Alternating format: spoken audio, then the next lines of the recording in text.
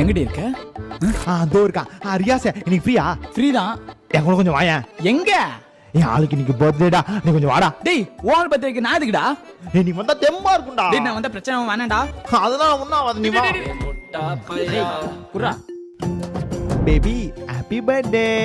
ஏய் தேங்க்யூடா. உனக்கு பிடிக்கும்ல அந்த நாய் ஒரு ரூபாய் வச்சா எடுத்துட்டு போமே, தேடி வாங்கிட்டு வந்திருக்க. ஐயோ எனக்கு இது ரொம்ப பிடிக்கும். தெரியுமே என்ன வச்சா. Thank you so much.